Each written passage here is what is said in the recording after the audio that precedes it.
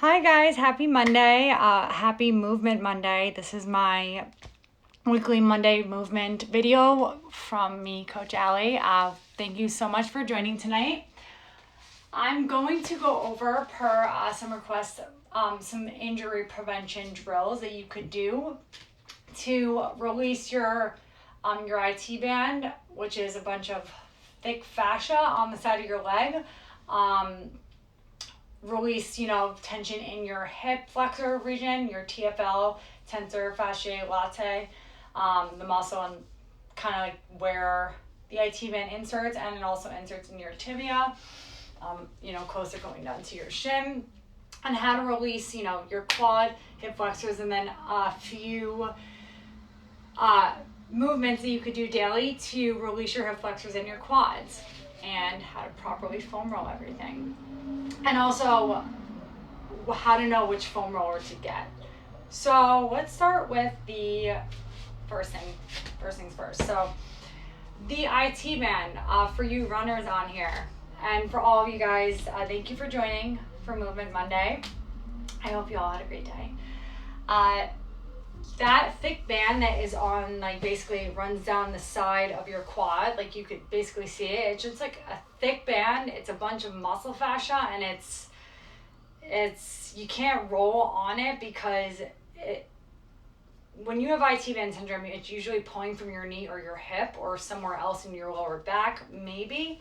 And yeah, if you just roll on it temporarily, it may feel nice, like it's a massage, but it's not really going to release anything or help your running gait or the way you run. I'll explain more about running gait in my next Monday chat. But yes, so we're going to go over 2 ways that I've kind of found that have been really helpful to release any quad soreness or pain as a result of IT syndrome or IT band overuse, which is on the side of your leg. Because when you have tight hips and you're sitting all day, a lot of us happen to be a little sedentary these days due to COVID-19, unfortunately. There are ways to remediate that. So, with a foam roller, and if you don't have a foam roller, I would take maybe a pillow to elevate your lower body, in other words, so that you could reap the benefits of this exercise. Okay, so we're gonna lie face down, almost like we're doing a Superman here, but we're not. And slowly just let our upper body kind of I'm so tired myself. Our upper body kind of almost fall to the ground. Just relax it. Now, stop that foam roller right above those kneecaps and just slowly roll side to side. Okay, right around almost your tibia. So believe it or not, your IT band attaches into your tibia. It wraps all the way around, around your kneecap, and not gibberish. And if something is really tight and pulling there, a really good way to release it would be to release some quad soreness, some tightness, and something going on around that region, around your knee. So literally just rolling from side to side is what I was doing. Letting my chest fall to the floor, getting right above those kneecaps, and doing that 10 times on each side of your kneecap about, it's really sore for me, twice a day. Take your homework and note it. Secondly, for your hip flexors, Daisy, you'll love this one. Gina, you too. So same thing with your hip flexors applies. Especially in your TFL area, which is an extension of your IT band, believe it or not. Fun fact, one day. You're going to take the foam roller and place it right on your hip complex, letting your upper body or your chest actually touch the ground. Just don't fall asleep on me. And you're going to rock from side to side so you really feel it in that hip area. The area where where it's flexed all day or it's bent all day. Rocking from side to side here, letting that chest fall to the ground 10 times on each side twice a day. You could even add more. So again, I'm going to demo side to side. Just relaxing your head if you want. And just really feeling your body because the reason being, once you release a lot of tension here in your hip flexors, you release some quad soreness and you release some soreness around your patella and your tibia. You are going to probably be able to move better and move well, and also probably experience over time doing that consistently less soreness in your IT band or coming from your IT band. Because if you just foam roll it, that fascia, which is your IT band, like what it's comprised of, made of, is not going to really do much. So now let's bring you guys closer to me. There we go. Okay, so now 3 exercises that are really good for releasing lower back pain. I want to say quads and hip flexors. Knee hugs. These are one of my favorites. I actually start every single group fitness class with them. It's a really good way to just get some, muscles really, really loose. So you could do these on the ground or standing. I'm going to do them on the ground so you guys could see me.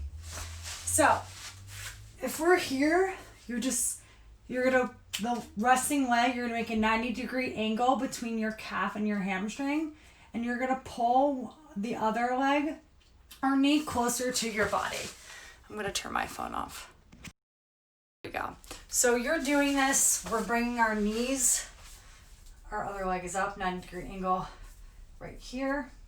And you're going to pull your knee almost towards your chin, really feeling that hip flexor, keeping your toes facing the ceiling, as shown, and then release it. And let's do that 10 times.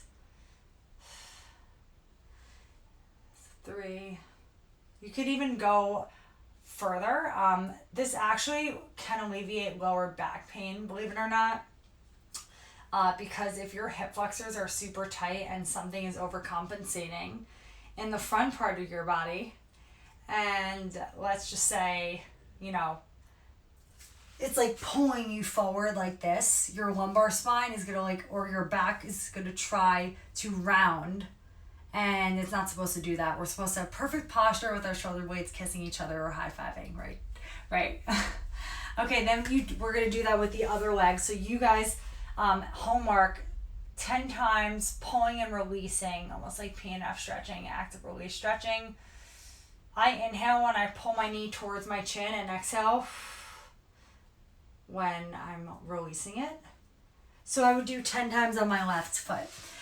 That's exercise number 1. Exercise number 2, this one is kind of funny, but try to be mature about this one. Okay, so just on your knees, almost like Steve Urkel, I like to, say this. When you have an anterior or posterior pelvic tilt, you're doing this or this.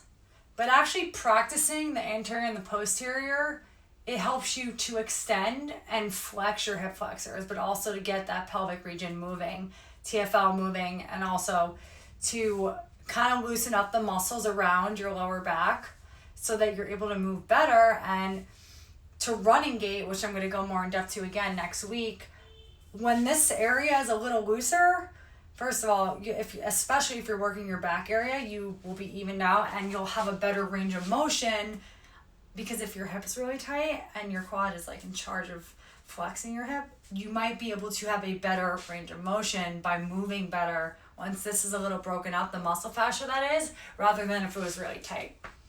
I hope that makes sense. So yes, that. Now, be careful with this one, err on the side of caution, and listen to your body. I love this one because I feel like a little kid doing it. A little bit of a yogi pose, but not so much. For runners, this feels good, but you want to be careful and meet yourself where you're at. So lay in your stomach, hold your ankles, and to the best of your ability, just try to almost pull your heels up, also pulling your chest up, keeping that entire belly on the ground and releasing it.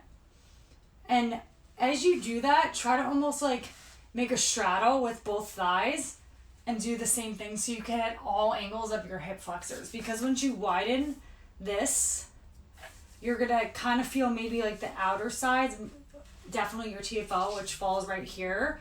And again, you're gonna loosen up your quads as well. It's a really, really good quad stretch. It gets really deep in there. So if you're doing this, you're pulling up, releasing.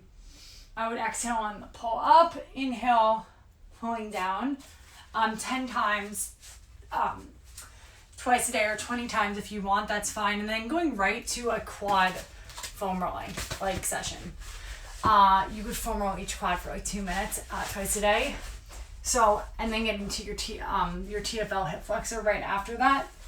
This makes sense to do after you just did that because you just broke up that muscle fiber, that muscle fascia and all those fibers. And this is just kind of now getting in deeper into that muscle fascia that needed some little tender loving care, in other words. So do that on each side for 2 times, twice a day. That is your quad, lower back, hip flexor, TFL, IT band, injury prevention video, and those are your 3 drills and several foam rolling drills to complement those 3 drills to do along with that twice a day daily. And as I begin to tape more of these injury prevention videos and my Monday movement videos, that showcase more injury prevention drills to do for runners and just to move well and better as we have adopted to this more sedentary lifestyle. I will be addressing different body parts. So if there's ever one you really want to hear or you want me to cover sooner rather than later, feel free to shoot me a direct message and I will do my best to reply to you under 12 hours, but will definitely reply to you within 48. So that is your Movement Monday little video. Thank you so much for watching, guys, and have a great Monday. I will see you tomorrow on my weekly podcast with a new special guest.